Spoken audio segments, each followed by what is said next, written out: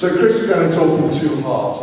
The first half being his view of the fundamental flaws in the design and in the plan and in the planning process. And the second is an idea that he believes could deliver a hospital to this island considerably cheaper, faster, and more importantly, aimed solely around the health of the islanders and future generations.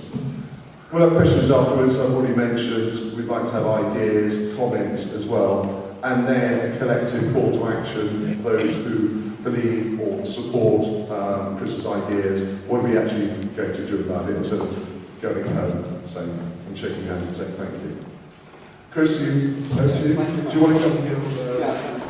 And this is, sorry, I've been the teacher here, although I've crossed the ones you failed. Okay? So, you do it yourself. And it uses the word future. Try and imagine this planning application, anybody coming from Beijing to come and see it. Nobody's going to come and see this hospital. Let's say, well, this is exemplary, this is progressive, this is the future for a caring community. All you're doing is building a bigger version of what you've already got.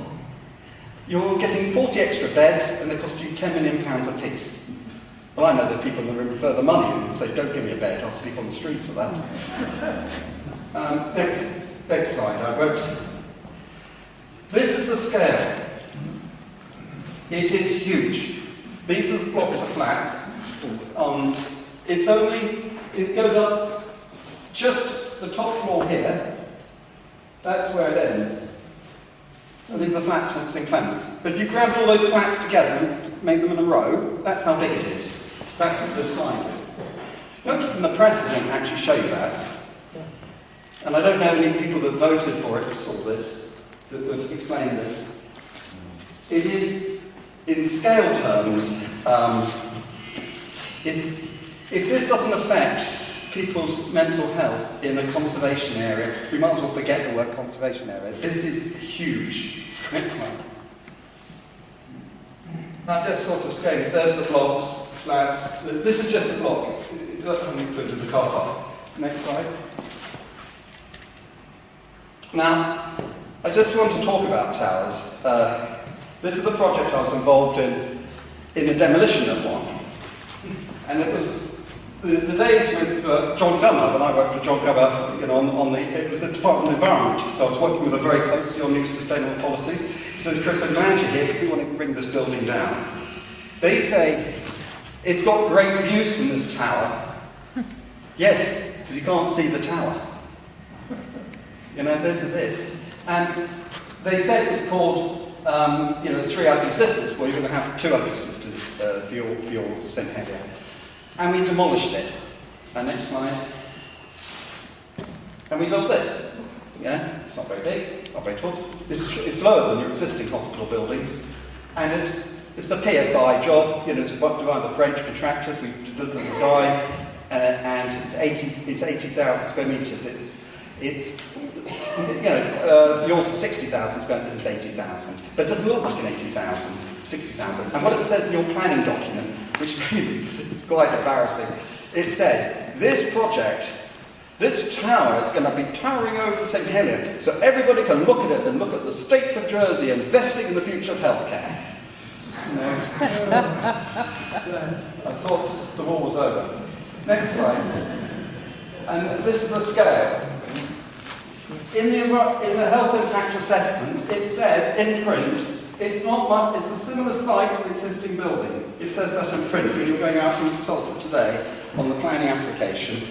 For the public to be told about the scale of a building. It says a similar site height, complete lies. Next slide. The other aspect, this is the serious one. I'm sorry, it won't go ahead, this hospital on this site. Why? In planning law in the UK, if UK's planning law is worth anything, is about, remember, planning is about health and well-being. You are not allowed to build a residential block in a Zone 3 flood area unless there's nowhere else in the world you can build it in that area. Okay? Nowhere else. Well, Oakdale seems quite high up, nowhere else. Well, when it comes down to a hospital, this area will flood. In fact, they've already said it's going to flood. Oh, it doesn't matter, we've got walls, and we'll be able to stop the pumps, we'll be able to stop the flooding, the engineers say, which is fine. I've got to drive an ambulance to it. I'm like, this is a flood, this is a storm, this is people being killed. This is a shipwreck, what are we going to do? And I can take you to a case where people are suing hospitals because they can't have the operation because of floods. Because they cancel it and they say, look, they just blah, blah, blah. So this is a financial risk, substantial, a £450 million investment that you may not be able to insure for operation. And there is only one site, and that's Oakdale. Now that's the planning, that is in the UK, so it makes logical sense. Now, the other thing is we are looking at the blocks in the city, on the demolition of building this structure next door to an existing building. This is the Arundel Centre, which again, another one, within 25 years of its life, they've demolished it. You can't demolish a hospital, so you get stuck with the damn thing, if that's if you can afford to operate it. The construction cost of your 450 million is 5% of the running costs. This hospital, to build it, is going to spend 2 years of your all the money going into your healthcare. How are you going to pay to run it? Whoever want to work in it, let alone run it. Next slide, please. Now, moving to this picture, this is on the website. The great one thing good about them, they're giving you this video link. So you can, I'm going to get rid of this, sorry. Can everybody hear? Oh, shout. Yeah, sorry, because it's a bit annoying. Now, I'm going to give you a rapid environmental engineer's assessment of this. This is on the, you could spin this thing around, you could look at it. What you could look at this is 1,000. Now I'm going to talk about just a couple of the subjects. Okay, I'm going to start off by the existing hospital and the environmental impact. There's the existing hospital. Okay, this is a period building. This is not an airtight building. This is what it's going to be when you demolish buildings. It's not just the dust. Now, the environmental impact assessment says in red, the dust from this construction is a high risk to the existing hospital. It's a high risk. So what's that mean? It doesn't mean no risk. It means high risk. People will die.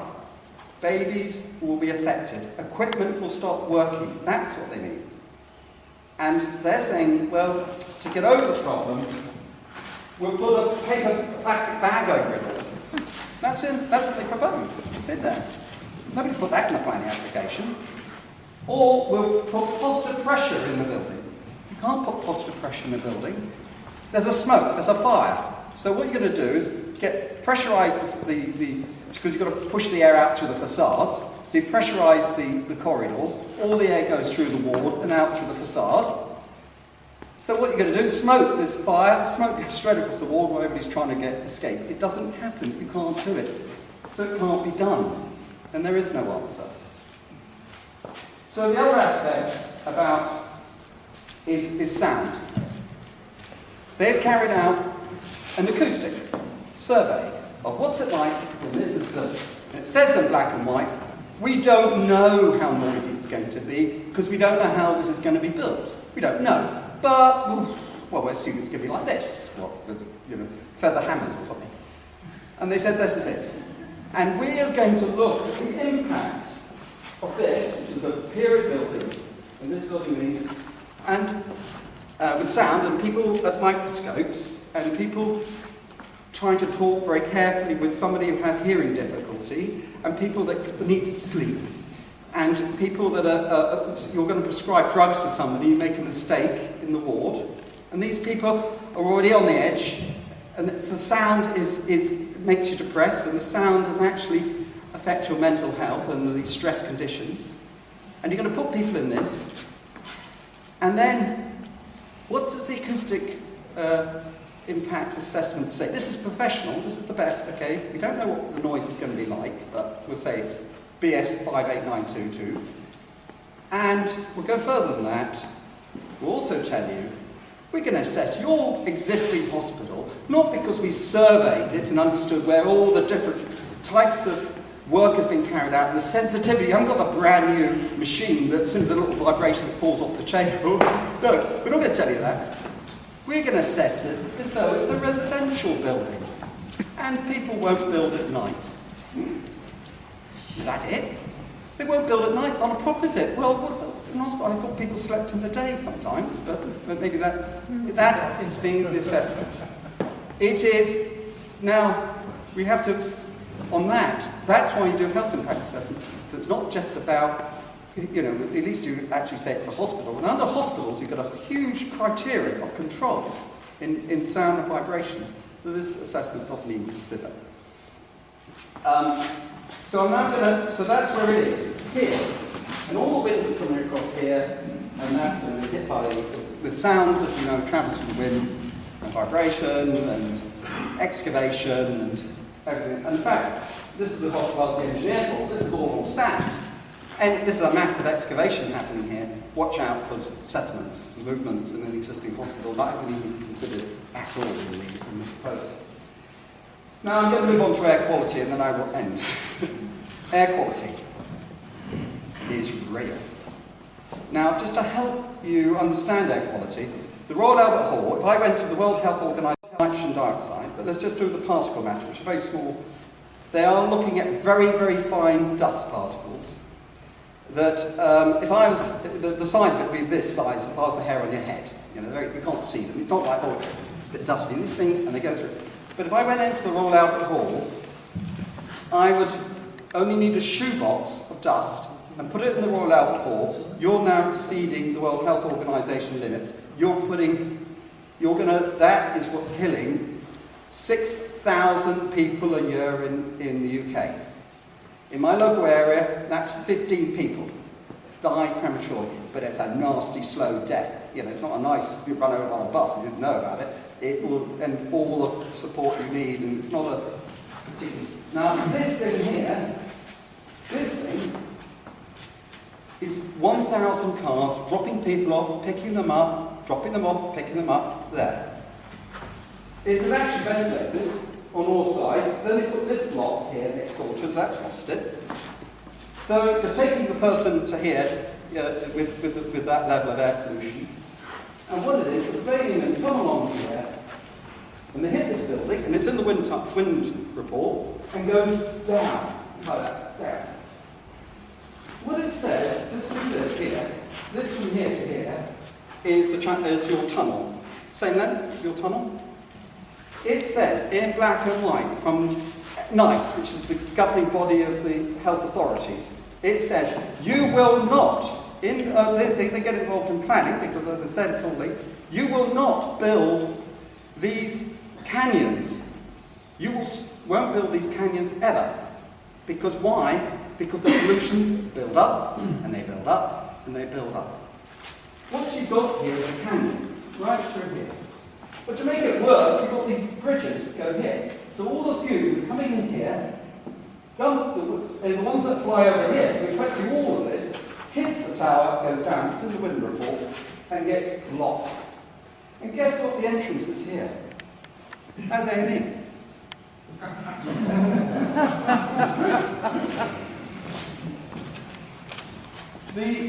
The other aspects about the project on air quality, I do look involved in laboratory and sort of university. These are large-scale research centres, and predominantly I've done them in the Middle East.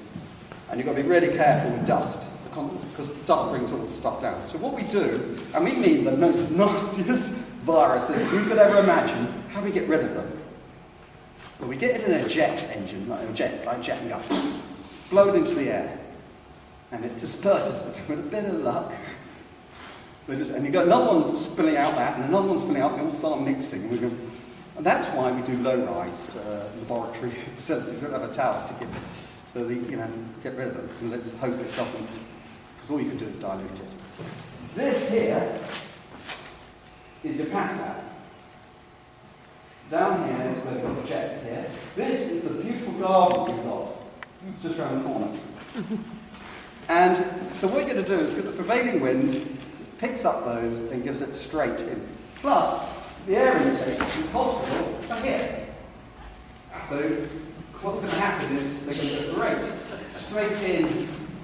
So you make sure you get the disease you went in there to get rid of. This is what I think about speed through the hospital. It's all going to go through the morgue. So we'll end on this one, but I'm giving where we said we've been invited. The primary purpose of tonight is common sense. The island plan is common sense. The strategy of delivering the island plan is common sense. The conversation about hospital, don't be intimidated, is common sense. What I have learned though on this journey and meeting people, fear. This is not about health care. This planning application is about health fear. If you don't agree to this, we won't build this hospital and your mother's going to die. Well, I'm going to them. If you build this, over the next 7 years, you're going to knowingly put those people at risk when they could be up here. This could be built up here, or it could be waterfront. On the floodway, it's here. Thank you very much.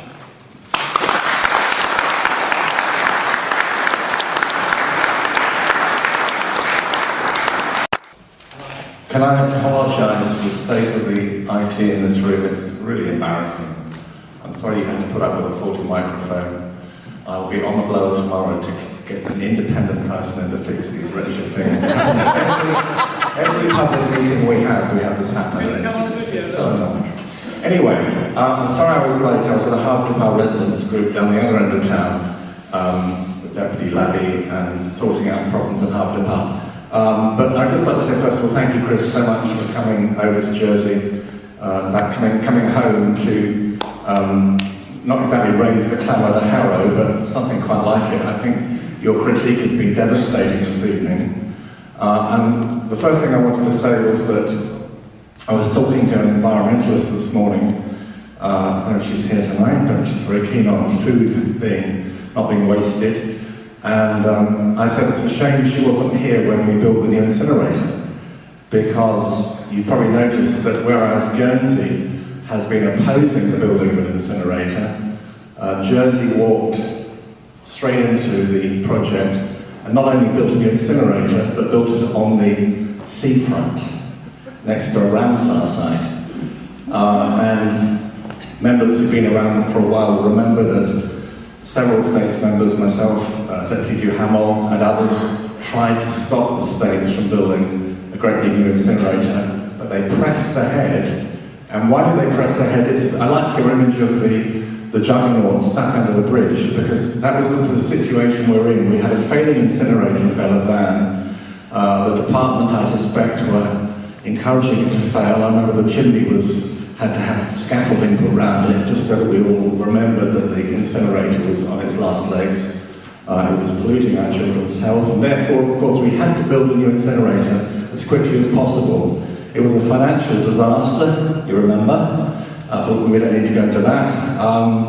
But it was just a classic Jersey disaster, and it happened in St. Helier. And when you were speaking about this, I was thinking this is like the incinerator, the sequel, because we're going to be told, well, you spent 17 million already. You've got to do it. You've got to move ahead. And I think what Chris is saying is, whoa, let's take a step back. I like the point you're making. Jersey doesn't have to have a gold-plated new hospital. We can look at hospitals that have already been done and say which of those would fit on the site that we've got. Let's go back into that debate again. So I think there are a sufficient number of States members here tonight to take the concerns of this meeting back into the Assembly and make sure that we don't get this. Because it's comfortable, I don't want this.